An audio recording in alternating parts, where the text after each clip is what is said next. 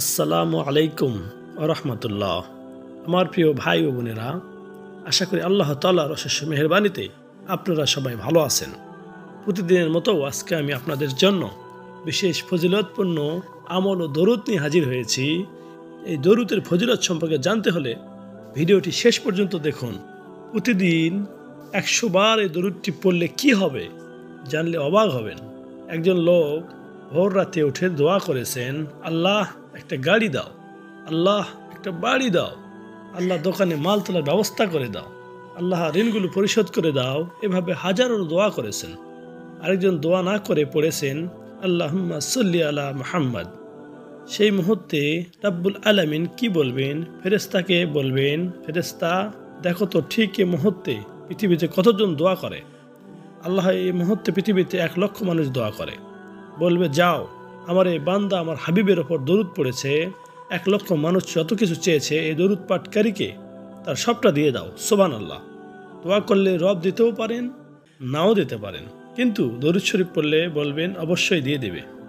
একজন বলল, হে আল্লাহ আমাকে সুস্থতা দাও।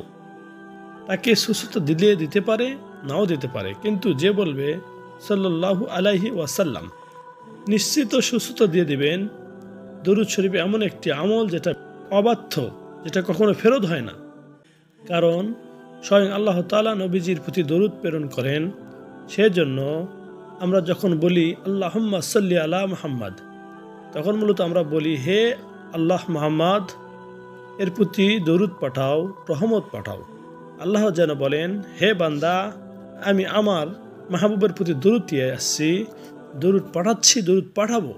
বরং আল্লাহ বলেন, তুমি যেহেতু আমার মাহবুবের প্রতি দরুদ পাঠাতে বলেছ, তাই আমি তোমাকে 10টি রহমত দিয়ে দিলাম, 10টি গুনাহ মাফ করে দিলাম, 10টি দরজা বুলন্দ করে দিলাম। হাজার রকমের দরুদ আছে, যার কাছে যেটা ভালো লাগে তাই সেটা পড়তে পারেন। পকেটে একটি তসবিহ রাখবেন, বালিশের নিচে একটি তসবিহ রাখবেন, অবশ্যই দোকানে একটি তসবিহ রেখে দেবেন। তসবিহ আপনাকে দরুদ পড়ার কথা মনে করিয়ে দিবে।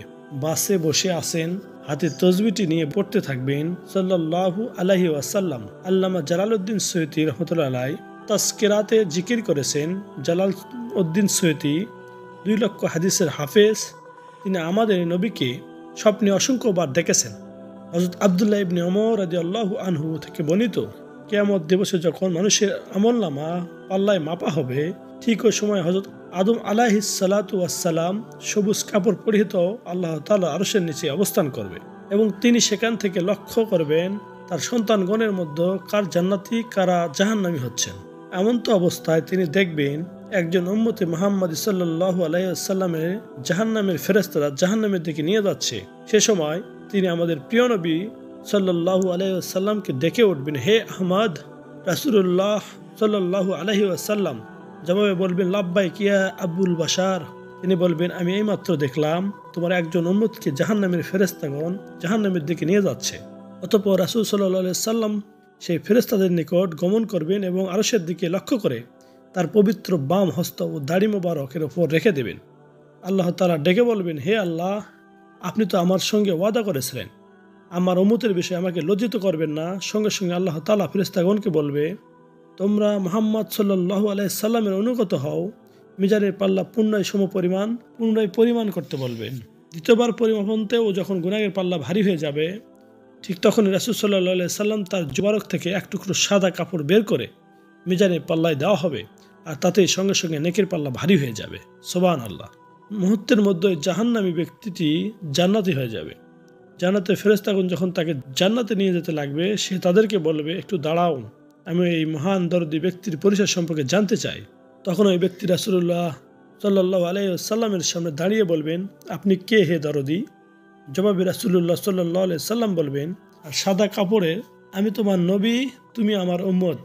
আর সাদা কাগজের টুকরোটি হলো সেই দরুদ শরীফ যা তুমি আমার উপর একবার পড়েছিলে।